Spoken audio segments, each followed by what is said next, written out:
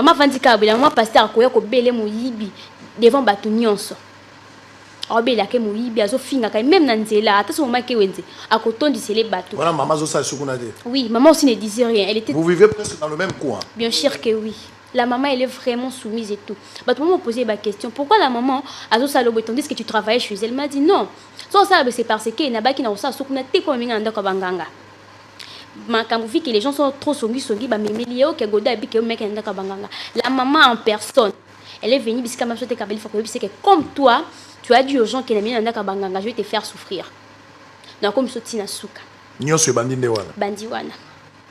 Comme sous maman vendait qui n'a pas livre naé parce que maman d'ailleurs moni maman wana a déplacé kané pour maman déjà aza mtumo ba sona kata diskita kate elle respecte trop des aînés a déplacé ka comme sous batinda ke batu batikeli convocation na ba livre maman a zupe wana toke ko répondre na maman là to komi kuna la police ouais na parquet qui me colle chez l'inspecteur José ba komi kuna pe wana ba sambi inspecteur akata ki makamba bi ke maman za innocente akati pe makambi wala soko déranger binoté et s'il peut maman pas zongi ndako moi j'ai commencé les études là na bandi wana pour ebandaki na ba octobre ti zaki na mars zaki si ma bis parce que c'était le 9 mars moi j'étais allée à la faculté j'ai laissé maman il est plus tard à la maison je me sentais pas vraiment en forme je dis non je devrais y rentrer là na zongi j'ai trouvé le petit tercel j'ai leur demandé qu'est-ce qui s'est passé non batu bayaki bazu maman bakenaye du coup maman tika ki téléphone ndako téléphone est sonné votre maman est ici à Kinkole.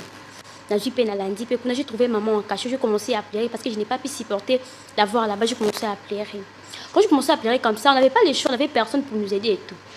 Mais quand même, maman, de ça, on a même voulu demander la liberté provisoire. Bah, c'est $6 000. Maman, c'est une. Non, non, kangi maman, non, non, $6 000. Bah, magistrat. Au début, comment magistrat? Elle s'appelle, bon, je ne sais pas. Moi aussi? Oui. Pour. Côté maman a fondé Kibiso, c'était chez la magistrate. Après avoir OK na parquet chez l'inspecteur José, avec au fond de pas magistrate.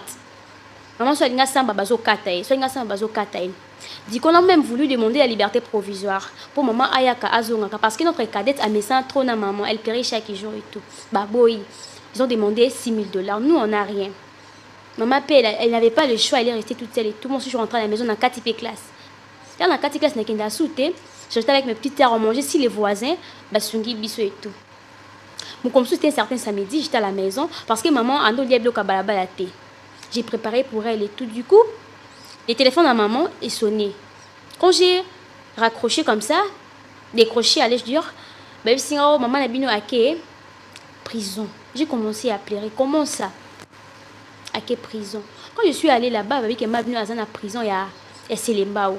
Nous, moi là, je n'ai plus de transport pour aller à la faculté. Je ne pars plus à la faculté. Je n'ai même des fois qu'écouna. Non, c'est pour cela que je n'avais pas le choix. C'est la maman qui est la seule qui me reste. Et mes petites sœurs, notre cadette, chaque jour elle pleure. Chaque jour elle pleure. Donc c'est pour cela que je me suis contactée avec la tante Sarah. C'est la sœur à la maman Anouchka. Je fais la vidéo. J'ai envoyé chez maman Anouchka. Ça. Batouazon a l'habitude tous aller en direct. Je pense que votre ministre de la Justice, ministre de la Justice à Kota Likambo, et votre ministre de la Justice, procureur général de la République, votre Bayoka Kamakambo, n'est en direct. Parce que Tokoloba, Maloba Kolobezali, nous prenons ce combat à bras le corps Tokoloba, Mamba Kolobezali. Alors, maman, Yozali Nani. Comment on a ni peu aux anani? Comme on a Yvette Anouchka Ngoudia. Voilà. Yona Mono Boybandine. Ok. Ngai Namona Toyebani. Et j'ai une grande sœur dans le quartier là-bas. Oui, avant la Bible. Avant la Bible, il y a TikTokers. Voilà. Après, la réalité, les Canadiens, on va vivre dans le quartier. Il y a des gens qui ont maman dans la prison. Moi, le quoi, c'est la journalisme. Azoki moi les canisa ça la vidéo. OK. Na ça aussi la vidéo na ami toni akokomisa ngona mokili ndenge nini. Ndebongo grande sœur nanga a checker à contact nanga et elle a checker à contact nanga ngana zaki na Kinshasa te. OK. Na zaki na déplacement. Mais tant on a moni vidéo wana je n'ai pas pu supporter. Je me suis dit kaka ndenge lobi wana comment au photo bunda ensemble na mwana. En tout cas na le lenge grande sœur expliquer la kinga ba réalité zolekela ba nango pa lia. Ce qui est église est petite, il faut quartier. Et même quartier wanande, ils appellent même quartier à maman wana, oh yazana mo puissance likolo nango. ya bango batama molengi po quartier baza vraiment moi j'ai vérifié tout eza quartier batama molangi la maman vraiment baza bien assise ya bango peneza nde maman molangi asomba terrain munene mopandi wana esa ke bandimi na ye basomba soma mapango tout même babayer na bango baza batama molangi donc baza milieu na bana baza pena na insécurité totale yango nde pour ça kinga na la bofutela oui bazo futela monda kuna bango muke je me suis dit faut na koma na déplacer qui ne sika zazaki na voyager na uniquement pour na dossier na bango et tant on a komaki na potaki message à ça que zaki makasi mena loba ki sengela na chamalo tant on a chamaloba en tout cas vidéo ya ngai na takaki bino na loki bato na kosana sai mention na bato na moni bakoki ko tya biso maboko o likambo ya bano eza likambo zo pesa pasi makasi ndenge na ibani na bango oui papa alors depuis yoye à part koloba ningo lobaki oui démarche nini bosali depuis yoye en tout cas merci qu'est-ce qui est arrivé en tout cas merci beaucoup vidéo on a la sala ki naye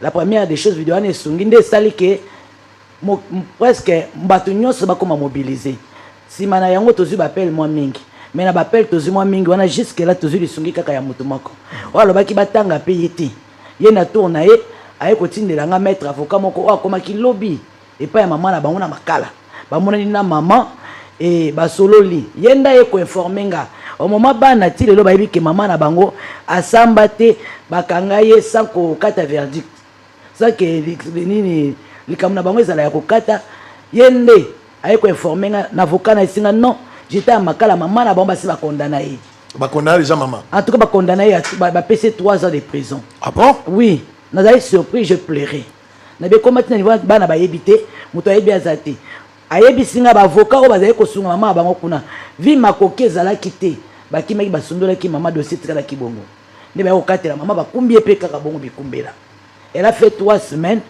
na parquet ya Kinkole et puis batindi na makala nde ba ekotindi na makala ba condamné déjà muto ayebi ba yebi singa ba condamné ye 3 ans lobi nde bazo informer nga na 23h et pas avocat oya mutu moko abengaki na téléphone oya alandeli likambo nazo sanga non maman Godé a été condamnée j'étais à la prison ba condamné pour na 3 ans ba na ye ba yebité je pense qu'elle a informé siko pour na été ba ngopeti.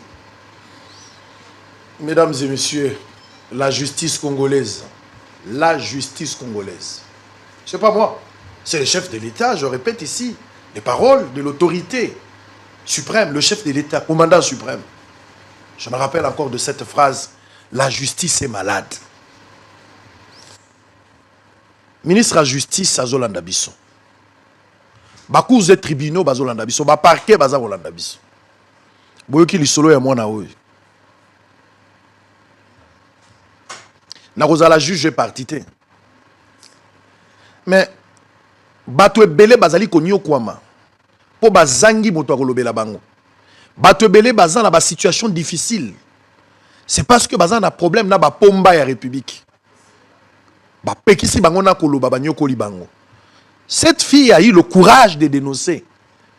Et ici aussi je remercie la sœur à côté. Par l'entremise, il y a sœur Naye, andimi kokota likambo pour soutenir la petite.